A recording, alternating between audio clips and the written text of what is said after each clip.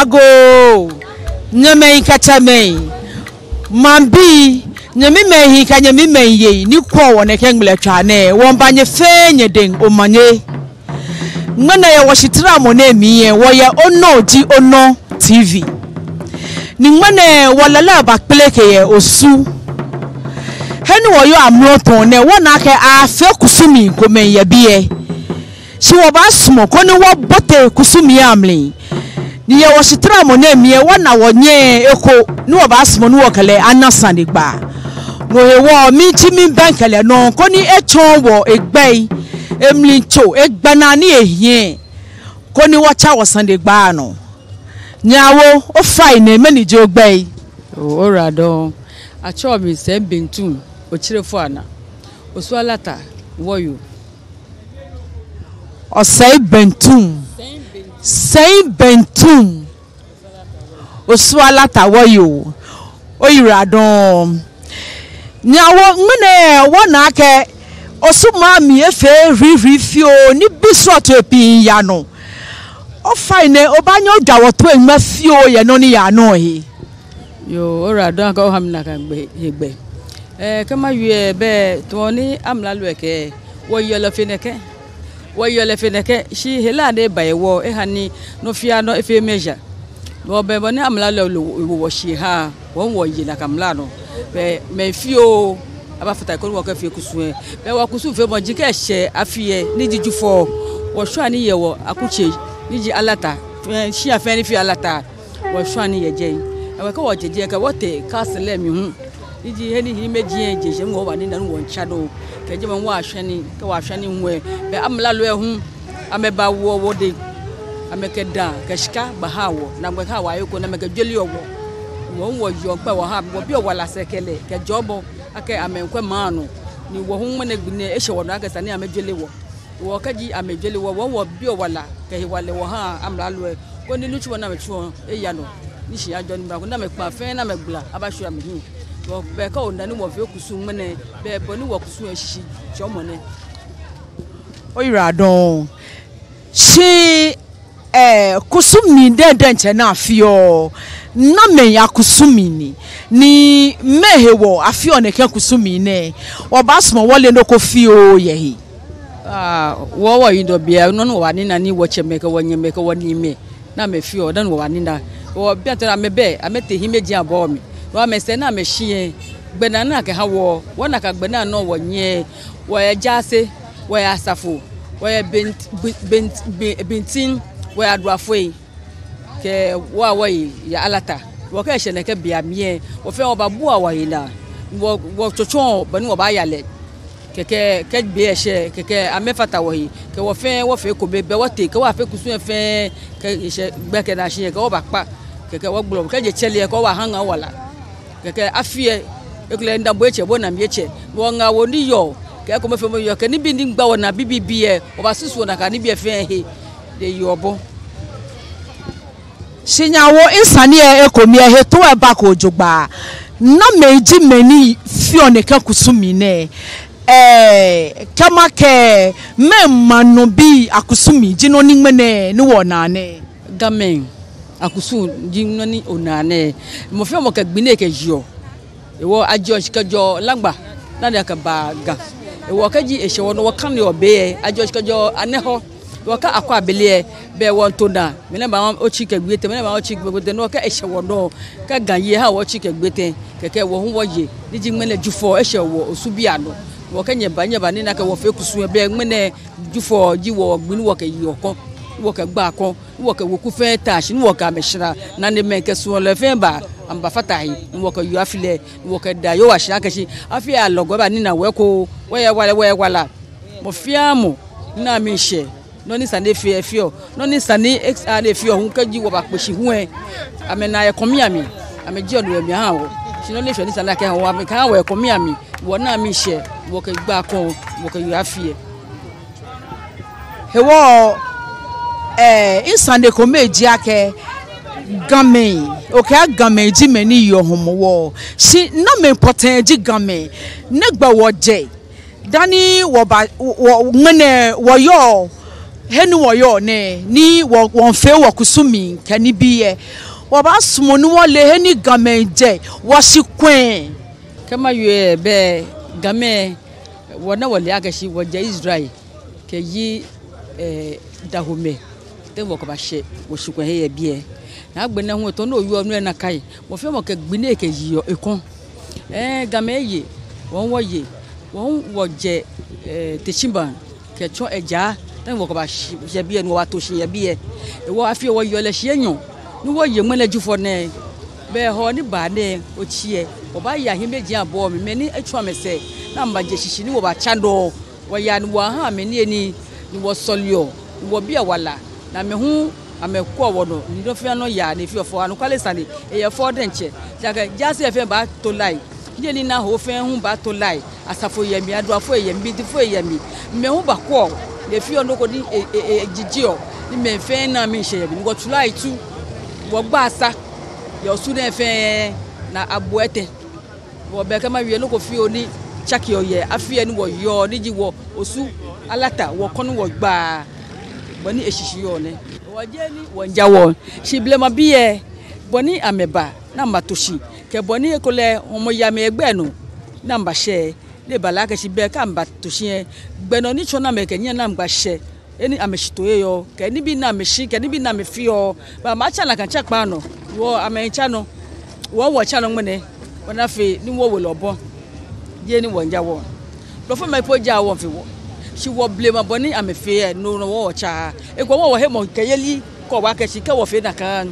lele blame no no bani na ngene je na kan ni bi hia pi e chake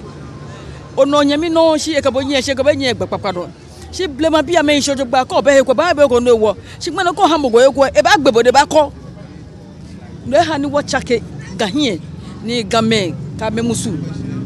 chake di bi shi blame je na ka wa ni na wo fe nyami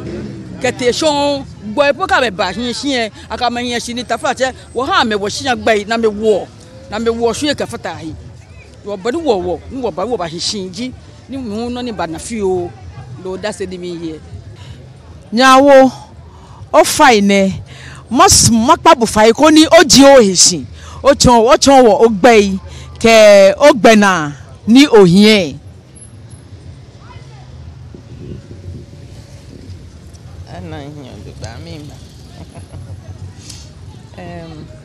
Acho mi Nana Amposowaa IV Osu Alata Maŋnyɛ Nana Amposowaa IV Osu Alata Maŋnyɛ yo o fine woni fe mo ne won ta wo bi saneko shi efi omi ake wo fun sani e wo han bo koni ogbela mi ojogba eja ke bo banyo bote mi kono ha won tibli ni yomli wo bi saneko ake kaji ahowo afini eni ni ji wo popo ni wole ni wo yo ne ka ahwa ni eni ayago yamni ahwa agbene hu ake ahwa ni eni ye gbajegba ya no hey sort sian kan bi fe ahwa ni eni yemli wonyami menka wo chamei niji Christophoi ni wole kama ke o fine ye brofo mi akole in inverted commas ame hemo ke yeli eji aka woni fe mo ne eji wo jamo no he wo ekomepo ni ameje sian wujin ami kaji eseneke be amesumo amechu amebenke o eji aka amehi ameyo ake ni na fi ofen aja won ewo efe na agba ni wonye wo je wo kusumi akpo ni bi epi ekeke wo hu won wi wo he keje he eja ke fi o wa ke baba cha wo jaloi ewo wo ba smoko ni ogbla mi fi o agbene hu wo je he ke no he wo ni wo yo ne ke afine ni wo le ake wo ye chakma wo na wo le sanjini agbawo je ake wo ye chakma ye ngmale kronkron mi ni eke wo afini wo yo ke wo ni eni ni wo ho ne fe eyo emu shishishi no mo bako ha wo temeko men ke wo se bi ni liake ngmle twane amenkwa wo ni amembo wo toyi no he wo makpa fa ko ni ofole kuku wo ha wo no gbla ne ken ni fe mo na mi fio ko ni mo fe mo ni nkwa wo ena ke je wo aja shi kusumi keke jino ni wo fio yo oyira don ni efe ji Homowo je wo shi kusum ni kewo here wo mi tomobo no ke je Bible mi ton the feast of Passover eye wo fen wole ni be pie akawo gan adangbe bi wo seje Israel ahun ke ba she gan machine Greater Accra ni manfe manye ekusun na efio ni wo Homowo ni homo kani shamo loji wo no ni no ni krede hani Homowo baji no mi wo ni meka wo na me mohuloe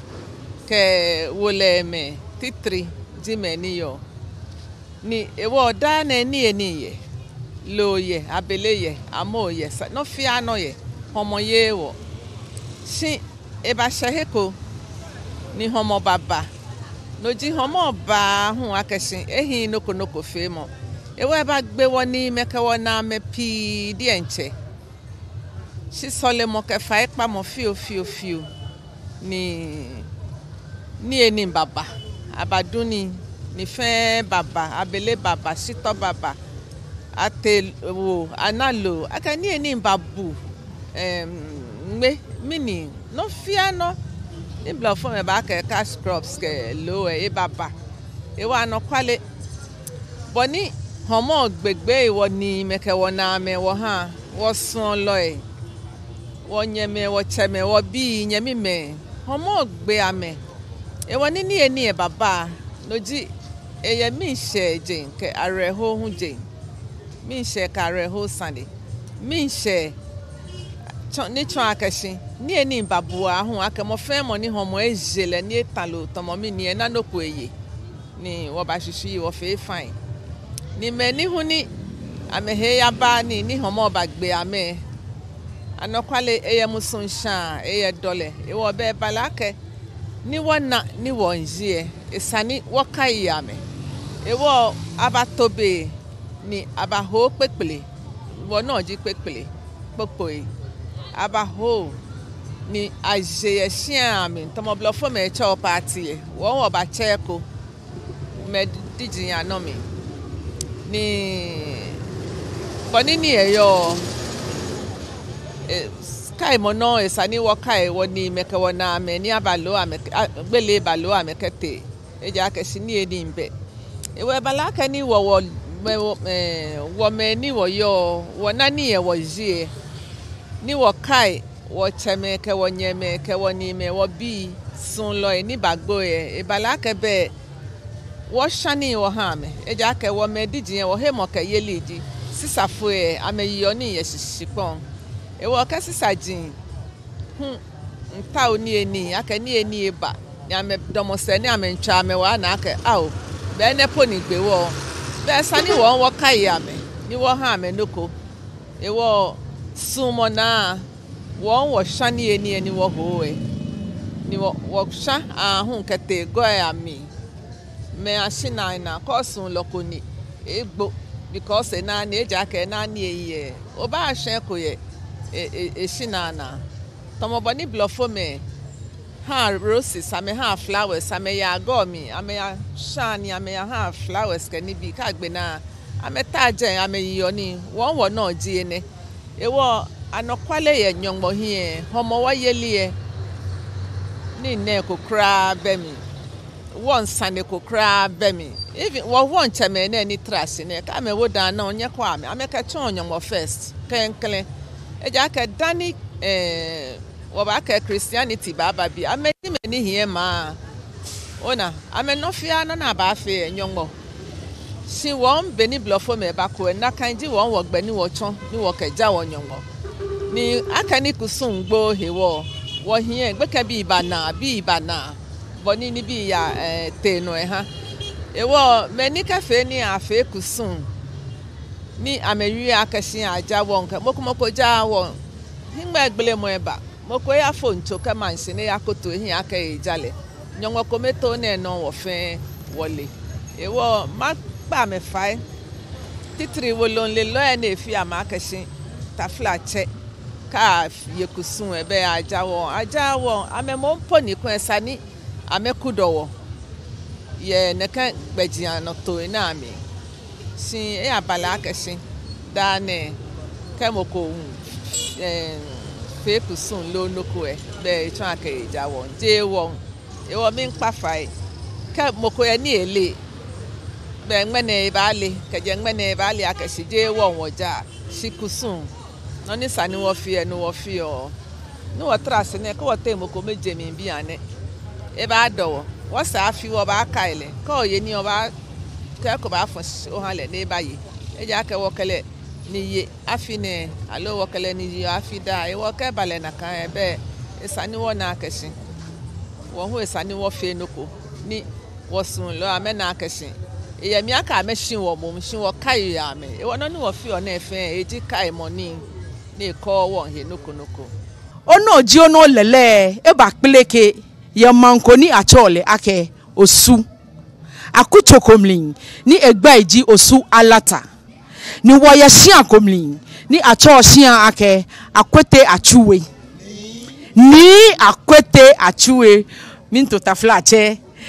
no hewo wo ba sumu ni wo ke hia onupa e komani obi e anasanigba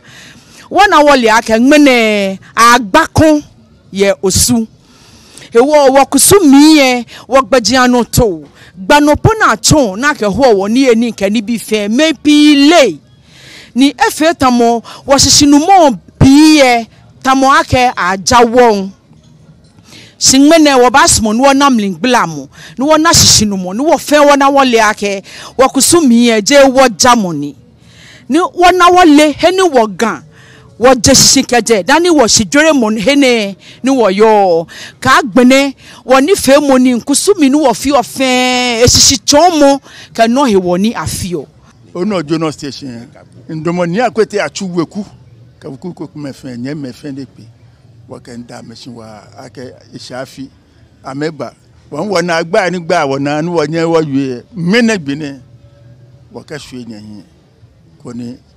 nya onukpa ale mofia mo ni o mana mi ekwe de watachi no awie wagame de watachi no awie si wo wie mo hye son fu mancheme ko onukpa no di meni ba ya bu awo wo npa me fai na me ya me bu awo ni wagama awie mo hye son Homowo je ni aye ni ashape mi hye ba kakate shi ebu awe kuna Osu Alata ne wo ye hia ba fe nyonma enyoke pa 27 approximately 27 you ni shia fe shia wo ye shia nupa wo ye wekume ye shia ami ni obana kashin be pie wo pe o shia pe o wo ye council of elders niji wekunupa efe amehu amepe o wo da no ba bo Osu Alata ne to enjole bie onu ni sajin yano ko moko kenyemi temfe tomo ba toton fi ono ayegbe no na chon na akesa ona ni Homowo wonyemi meni ye manse ka ni bi ameba ahia ebu a wona mene na je na mi hye ba ahwa apoto ahwa fine wo mi ehye wo he wole bie hia fan hia mi no ba yo ba na akesi wekume ebu amehena ni aye ngowala ne akawo wio mo fe mo ko nyemi ku eton no o wio o ko kaka jame no ajaje be no ba na amenye agbasani kani bi ajaje no fia no ona ewo Homowo hu ha wole owo he as nyemi me at the same time no ni blofo me ba ka grievance handling ne ngowala gbele afi ofen ewo dane to enjole ye beni wa ya school wo fi oga wo ma ga simga chane ni bi fe hie chake na chake stab je se fe na fi school we ni gawe me laje ko bi ye hye na che ne ba jejo wi kla wi blofo ni blofo je wo yo wa ni na sha ka shi gafo mo bi ji wo se ne wo ko bi awie ga na menu ga na mena amenye spells boy ni bi go na menya meche de eji na agba ka wo to no yu e fite wo ma hu e da ka gba ni ba futu wo ni wa national mo ko bi ni wo ka ba wi wo na che wo yo mo ni akafo wo wo wasu ma ka shi wo kwa amla lo fa ka shi e ga ka yo mo awo school no ni achomi bona fe obi e ni ba me ya ka kwa ga no na we ka me ba she wo follow e hu e fe wo nuchu ma ka wo ba bo mo de aka shi wo wa wa me bona fe na me ya ka kwa no na ba chome school wo ka be ba ko ba gbeyi ata adesa agba ajemi lo gaga no hu e hiji ndoko ni ke onu gapo ka chombo e ke ye te shomo alobe ka te school we hu e anya agba ke ye so ye tashi nye sho hu e afio no hu nga afio ni mu yo ni ka wo aka shi wonye me gabe wonye obomode aka shi wo ke ne mba afata ni wo ka wa wo biye ka me hia na me ya school fio ni nka ba cho na aji ni eji fejewo oba na gan fomo bi ne fo bi be no ba na agbeka bi enwie twi awie akan wie mo be no ba na awie blofo ye hia Oxford Street bi ene no osu ko tejen ko ya bi mokosande ye game no mente e ba kebo bluntly e ba kebo pen akesi no ri o enu ona si onye o ya asante no ya wie gan ye jeme ona boni nchon e ja ke amebombo tuepo si ye gan bi ene ke mokoje manse ni eba e wie e man wie mo e ya mi aka wo no wie mo no gan si wo ba ngmehe ni e wie man wie mo ni wo hle no wo hale si ka wo ba domo wo na de no ni ke bokoba ni evie manko manwie koklo wie mo wo ba jajele fun fio e ba hin wo school bi ye hu ka ba hin Greater Accra na African compulsory ga language efe compulsory aka efe ya school emi koni won wo ga wie mo e domoshi eja bi ane wo wie mo e laaje tapo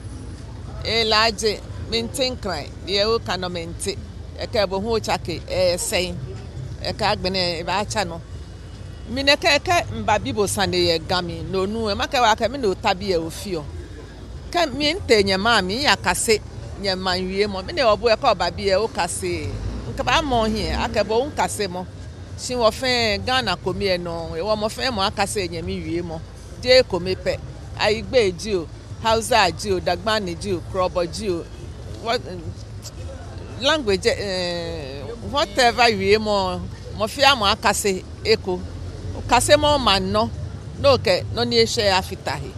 e ke ko te he ko ni awie bo ba anya wie ko alo moko ba ni ewie man wie mo ha ni na ka ojo maami o ta maami enye ba chon bo wie mo no wie e ka se ga na ke wa wie ga ko ni be wo school bi ye ho amemi amehi ni ameke ga afita blofo e ko ni ehi region fe akase e region wie mo e ke no ya baba si ka wo fele na kan be ko ba se oba na kasin wie mo komepe ba hin Ghana ni Ghana je man komepe no ni wo fen wo no ni nya fai ne wo ye Onor TV ni gan kusumie no he wo fo no we wo ba smo koni nya wo nya me game fe anga mo fe mo akwa Onor TV yo nyem yo rado kama yu acho mi sem Bɛntum Osu Alata Wɔyoo to no yu enu na kan TV station ke baneke ka wona gas station ka fe gba wona ya ka kaji aha news ni aha yo o ma wi mo mio onu shife mo ko ma wi mo go ni ete school ke hye mo go hu hye shi kaji agbula mi na ke bo hu onu shishi kaji je chale kura no ka bo ko nya ka ne ke bo onu shishi wo wa suma ka shi Onor TV game nye me na ne me mo fia mo akwe wana fe wo gan yo mo amashishin wana fe wo gan ni fe mo fe strot se na fi o wo kwe ni wona emi se ja kan no noji wo no ni wona wana fe wo gan atu amashito blema bani be ba be ba atu amashito chano manya ba lele Onor ji ono ewo no ni ji wo no ye mi enye ha wo mo ami ni wo sa nehi wo wa ni akafe nehi ha wo fe eja akashi eya mobo ko je heko ni ole no ni ya no ejen ole jame kusun ake botelo ba shike wo heba ni wona TV station kotomoneke ni ebe ba chose wo je amepa me ba chose wo si wo hu wo ye wie mo ke ni bi fe mo ko me ni wo ba nye wo ke ha me ko ni ameke ha man bi be wo ya no no njinu e wo mi panye fai nya ka fi anye mane ni nya kwa ono ji ono ne ka je ganyo po jibu no nu ogan ka fi e kwa mo e ba wa bo ye gbe fi ano